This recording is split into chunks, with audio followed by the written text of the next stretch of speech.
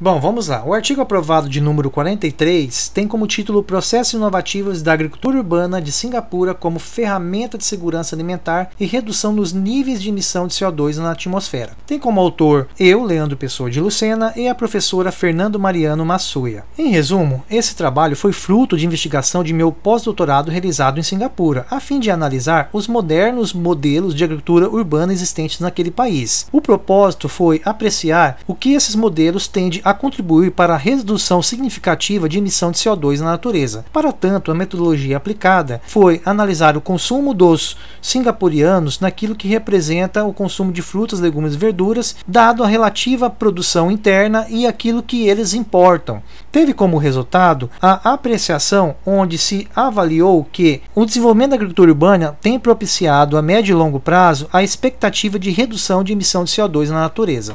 Já na introdução, eu resgato a concepção de Campbell, onde ele determina que as políticas públicas de planejamento urbano envolvem o rural com o urbano. E isso faz com que as externalidades negativas se diluam em relação a ilhas de calor, a intensa poluição, a conglomerados de população pobres e elevada insegurança alimentar.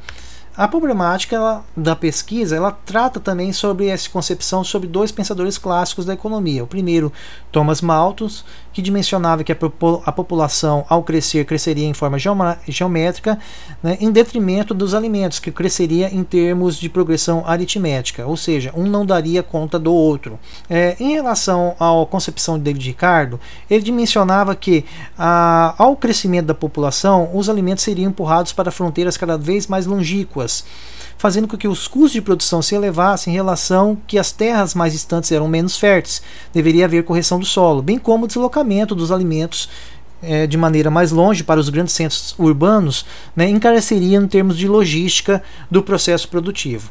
O objetivo do trabalho foi dimensionar a importância da agricultura urbana de Singapura, no contexto de como ela produz os alimentos, no contexto secundário de como que ela poderia reduzir significativamente os níveis de emissão de CO2 na natureza e promover a segurança alimentar de maneira local, né? Para tanto, há um contexto muito forte nos princípios teóricos de verticalização, não somente da sociedade, como assim previa David Ricardo, como também a verticalização da produção, né, no quesito de ter a junção do rural com o urbano. Quanto ao referencial teórico, é possível fazer uma dimensão da agricultura urbana através de categorias e subcategorias, sendo as principais categorias orientado para a comunidade, os situacionistas, orientado para o mercado e o planejamento urbano, sendo que orientado para a comunidade se divide em jardins de casas, parques urbanos, jardins institucionais, terras ociosas, jardins de saúde, jardins comunitários.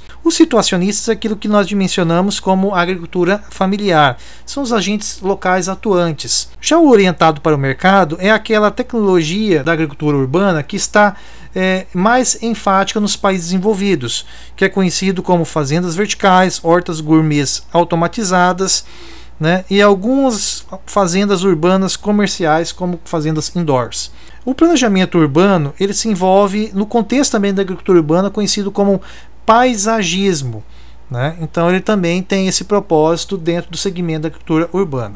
Em síntese, o artigo também trouxe a busca do referencial teórico, a compreensão de terminologias científicas, né, para cada dimensão da agricultura urbana. Então o primeiro deles foi o rooftop farms, que são fazendas de terraços prediais, as fazendas interiores conhecido como indoor farms, as fazendas verticais conhecido como vertical farm, as fazendas subterrâneas conhecido como underground agriculture e as mais recentes que é conhecido como fazendas de bancado, a nano farms. Bom, para os procedimentos metodológicos, se buscou a investigação em 3 empresas, né, singapurianas. A Sky Green, conhecida como fazenda vertical, a Sitponic Farms, fazenda de terraço predial, e a Upgrow Farm Company, que é a fazenda indoor, né. Buscou, através dessas empresas, elaborar uma matriz analítica e descritiva, mapeando as cadeias alimentares de importação de alimentos de todo o país de Singapura, bem como aquilo que se produz localmente, fazendo assim um comparativo de importação com o que produz localmente no quesito de dimensionar o nível de emissão de CO2 da cadeia produtiva como um todo. Nesse sentido, os resultados apontaram que os principais exportadores de alimentos para Singapura estão na própria Ásia, com exceção dos Estados Unidos, que é o país mais longínquo. Singapura possui 5,6 milhões de habitantes, com a média anual de 82,6 quilos de vegetais consumidos. Em 2016, esse país consumiu 425 mil toneladas de alimentos, sendo que desses 425 mil, 92% eram importados. Dado essa condição, nós analisamos os exportadores de alimentos para Singapura, dado a sua longitude e a dimensão dos modais a qual são utilizados, ou navio ou caminhão, fazendo com que Singapura, ao importar alimentos, produzisse 35.408 toneladas de CO2 na atmosfera. Nesse sentido, observa-se que cada vez mais, quando avança a agricultura urbana de Singapura, se reduz o nível de importação, o que faz com que haja significativa redução do nível de CO2 na atmosfera. Por fim, concluímos que a agricultura urbana de Singapura promove a soberania alimentar, dado a redução da importação, segurança alimentar, dado a expansão da produção interna, e redução da emissão de CO2, dado o encurtamento das cadeias produtivas alimentares. Desde já agradecemos a atenção de todos e estamos à disposição através dos nossos e-mails. Abraço.